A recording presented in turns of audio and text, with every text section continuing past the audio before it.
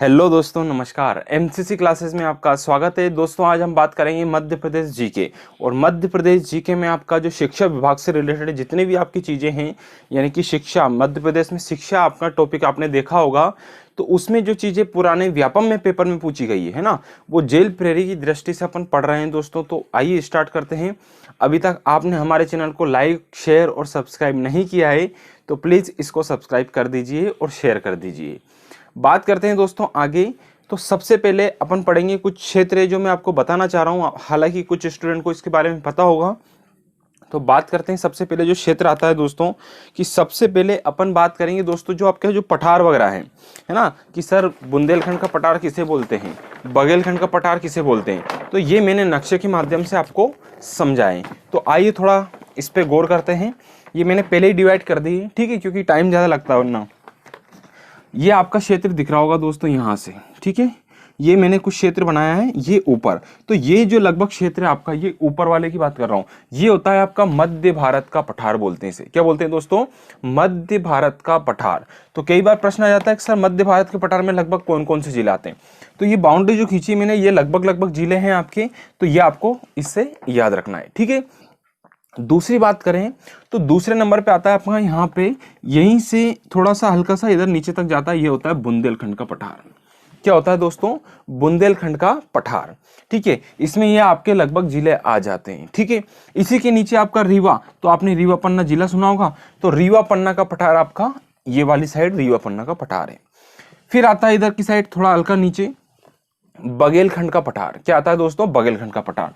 तो मध्य भारत का पठार, बुंदेलखंड, रीवा पन्ना और बघेलखंड, ठीक है।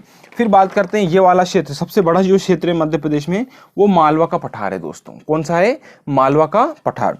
तो ये क्षेत्र आ जाता है, देखने में छोटा लग रहा, ये थोड़ा सा हल्का सा ऊपर नीचे आप कर लीजिए लगभग। तो ये मालवा का पठार। इसके जस्ट नीचे नर्मदा सोन घाटी आ जाती है। ये वाला एरिया क्या है दोस्तों? नर्मदा सोन घाटी, ठीक है, क्योंकि नर्मदा नदी बहती है आपकी और वहां से सोन नदी। इसके जस्ट नीचे आ जाता है सतपुड़ा मेकाल श्रेणी, जो नीचे वाला हिस्सा बचाना लगभग, वो है आपका सतपुड़ा मेकाल श्रेणी। अपन ने पढ़ भी रखा दोस्तों, क्या पढ़ रखा कि ऊपर तो आता है आपका विंध्याचल पर्वत, फिर आता है नर्मदा नदी और फिर आता है दोस्तों आपका सतपुड़ा। तो सतपुड़ा और विंध्याचल पर्वत के बीच कौन सी नदी बहती है? नर्मदा नदी। इससे अपने को याद रखना है। आप इसका स्क्रीनशॉट ले सकते हैं दोस्तों और अपने नक्शे में टिक करके रखिए। एक नक्शा बना लीजिए अपनी किताब कॉपी में और उसको क्या करना है दोस्तों, आपको 2-3 बार थोड़ा देख लोगे आप तो आपको क्लियर हो जाएगा, ठीक है। आगे की चर्चा करते हैं दोस्तों। पहला प्रश्न आता है अब हमारे सामने। प्रश्न है क्या, ठीक है, कि सर टेलीग्राम चैनल से जुड़े कैसे, ठीक है। तो टेलीग्राम चैनल से कैसे जुड़ना है, आपको सर्च करना है, वहां जाके टेलीग्राम डाउनलोड कर लीजिए अगर आपके पास अभी तक डाउनलोड नहीं है।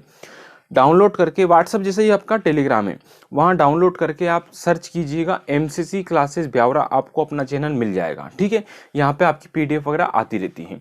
आगे बात करता हूँ। पहला प्रश्न है दोस्तों कि मध्य प्रदेश द्वारा शिक्षकों के लिए कौन सा मोबाइल एप्लीकेशन लॉन्च किया गया था। तो ये हालांकि पुराना हो गया है पर आपको याद रखना है। तो एम शिक्षा मित्र, ठीक है। एम शिक्षा मित्र एक ऐप है दोस्तों जो शिक्षकों के लिए स्टार्ट किया गया है। उसमें सब अपडेट ये डालते रहते हैं, ठीक है। उसका अगला प्रश्न आता है कि डॉक्टर अंबेडकर राष्ट्रीय सामाजिक विज्ञान विश्वविद्यालय। तो डॉक्टर अंबेडकर विश्वविद्यालय या डॉक्टर अंबेडकर यूनिवर्सिटी कहाँ है दोस्तों? महू में है। और महू का पड़ता है दोस्तों आपका इंदौर जिले में पड़ता है, ठीक है। इंदौर की एक तहसील है आपकी महू, ठीक है। तो ये आपका हो गया यहाँ पे। अगले प्रश्न की बात करते हैं कि आईआईटी व आईआईएम, ठीक है। ये आईआईटी दोस्तों और ये है आईआईएम, ठीक है। तो एकमात्र शहर है अपने भारत में जहां पे आईआईटी और आईआईएम दोनों हैं, तो वो मध्य प्रदेश का शहर है इंदौर, मिनी मुंबई हम जिसे बोलते हैं। ये आपको ताजा ताजा याद रखना है, ठीक है। जिले भी अपन देखेंगे नक्शे से बिल्कुल। फिर आता है देश का पहला बौद्ध विश्वविद्यालय किस राज्य में खोला गया। तो देश का पहला बौद्ध विश्वविद्यालय ये खोला गया दोस्तों मध्य प्रदेश में। कहाँ खोला गया? मध्य प्रदेश में। ये आपको याद रखना है दोस्तों, ठीक है। फिर आता है महाराजा छत्रसाल बुंदेलखंड विश्वविद्यालय। तो महाराजा छत्रसाल बुंदेलखंड विश्वविद्यालय, बुंदेलखंड समझ में आ गया। उसमें देखो आप जस्ट अभी देखो नक्शे में कहाँ है? छतरपुर, ठीक है। तो छतरपुर जिले में है ये, ठीक है। इससे आपको क्लियर होता जाएगा। फिर आता है माखनलाल चतुर्वेदी पत्रकारिता विश्वविद्यालय। ठीक है, अपन बोलते हैं ना सर डीसी पीजीडीसी करना है ना, अपने मध्य प्रदेश में ऐसा सिस्टम है। तो काय से करना है, माखनलाल से, क्योंकि पटवारी की वैकेंसी में यही मांगते हैं, ऐसा अपन बोलते हैं। ठीक है, हालांकि सब डिप्लोमा चल जाते हैं। तो ये आपको याद रखना है, भोपाल क्या है, भोपाल में स्थित है आपकी। ठीक, फिर आता है यूनानी चिकित्सा महाविद्यालय। तो यूनानी चिकित्सा महाविद्यालय कहाँ है दोस्तों, बुरहानपुर में। ठीक है, जहाँ पे किसकी कब्र है दोस्तों, पहली कब्र थी आपकी मुमताज की। ठीक है, तो बुरहानपुर याद रखिएगा। फिर आता है राजा भोज खुला विश्वविद्यालय। तो भोज याद है, अपन भोज से फॉर्म डालते हैं, तो राजा भोज खुला विश्वविद्यालय कहाँ स्थित है, तो ये स्थित है दोस्तों अपने भोपाल में, यानी कि मध्य प्रदेश की राजधानी भोपाल में। फिर है महात्मा गांधी ग्रामोदय विश्वविद्यालय कहाँ है, तो महात्मा गांधी ग्रामोदय विश्वविद्यालय दोस्तों चित्रकूट में है। चित्रकूट कहाँ पड़ता है, तो सतना जिले में यह पड़ता है। ठीक है, जल्दी से लाइक कर दीजिए दोस्तों। फिर आता है राष्ट्रीय विधि संस्थान। तो विधि संस्थान, विधि कहाँ है, याद है कानून का चलता है अपना भोपाल में, ऐसे आपने याद रखना है। ठीक है, अब इन जिलों की बात कर लेते जल्दी से कि कौन सा जिला कहाँ पड़ता है, ताकि प्रैक्टिस में अपने बना रहे। सबसे पहले अपन ने महू इंदौर की बात की थी। तो महू इंदौर देखो, सबसे पहले ये आपका इंदौर आ जाता है दोस्तों, यहाँ पे आपका इंदौर है। जल्दी से अपने नक्शे में भी आप देख लीजिए। ठीक है, फिर इसी में महू हो गया। फिर आ गया दोस्तों अपना छतरपुर जिला, भोपाल। ठीक है, छतरपुर और भोपाल देखना है। तो छतरपुर जिला आपका यहाँ पे स्थित है दोस्तों, ये आ गया बुंदेलखंड का पठार। ठीक है, फिर सतना यानी चित्रकूट भी यहीं पे है, ये चित्रकूट यहाँ पे, ये आपका सतना जिले में हो गया।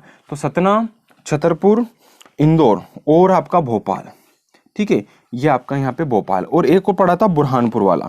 तो ये यहाँ पे सबसे दक्षिणतम जिला अपना बुरहानपुर है। तो ये जिला यहाँ पे कुछ कंप्लीट होते हैं दोस्तों, है ना, ये सब जिले अपन ने पढ़ चुके हैं। अगली बात करते हैं अगले प्रश्न की। तो अगला प्रश्न आता है अपने सामने। तो अगला प्रश्न है दोस्तों, सबसे पहले बात करेंगे उस चीज के बारे में कि जो प्रश्न है आपका वो है क्या, कि महर्षि महेश योगी वैदिक विश्वविद्यालय कहाँ है। तो महर्षि महेश योगी वैदिक विश्वविद्यालय दोस्तों आपका जबलपुर जिले में। कहाँ स्थित है दोस्तों, जबलपुर जिले में। ठीक है, फिर बात करते हैं अगला कि हेड स्टार्ट योजना कब स्टार्ट की गई। तो ये की गई थी सन 2000 में। कब की गई, हेड स्टार्ट योजना आपकी सन 2000 में की गई थी। फिर है माध्यमिक शिक्षा मंडल का कार्यालय कहाँ है। तो सभी जानते होंगे इस चीज को, है ना, कि माध्यमिक शिक्षा मंडल का कार्यालय भोपाल में स्थित है। ठीक है, फिर है कि Lakshmibai college of physical education. तो लक्ष्मीबाई यूनिवर्सिटी आपकी फिजिकल एजुकेशन वाली, वो कहाँ स्थित है, आपकी ग्वालियर में स्थित है। ठीक है, झांसी की रानी ग्वालियर वही, जो ग्वालियर के लगभग पास में ही है आपका झांसी। ठीक है, वो यूपी में पड़ता है। ठीक है, फिर मध्य प्रदेश उच्च शिक्षा अनुदान आयोग की स्थापना कब की गई। तो 1973 में की गई। कब की गई दोस्तों, 1973 में की गई थी। ये आपको याद रखना है, इंपॉर्टेंट प्रश्न है। एक और है कि कस्तूरबा गांधी विद्यालय योजना किस सन में स्टार्ट की गई। तो कस्तूरबा गांधी विद्यालय योजना सन 2005 में की गई थी, और वर्तमान में लगभग इसमें 9263 बालिकाएं पढ़ रही हैं, और टोटल 185 इसमें ये आपकी विद्यालय हैं। ठीक है, इसमें हॉस्टल सुविधा भी आपकी रहती है। फिर है अवधेश प्रताप विश्वविद्यालय। तो अवधेश प्रताप विश्वविद्यालय कहाँ पड़ता है दोस्तों, रीवा में। ठीक है, सफेद शेरों की भूमि अपन जानते हैं, रीवा।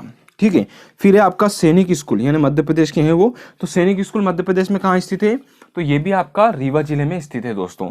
एक और प्रस्तावित है, ये तो भिंड में बनेगा या मुरैना में। ठीक है दोस्तों, आपको याद रखना है। फिर आता है अगला, मध्य प्रदेश में जन शिक्षा अधिनियम कब बना। तो मध्य प्रदेश में जन शिक्षा अधिनियम सन 2000 में बना था। फिर आता है कि संस्कृत विश्वविद्यालय कहाँ है।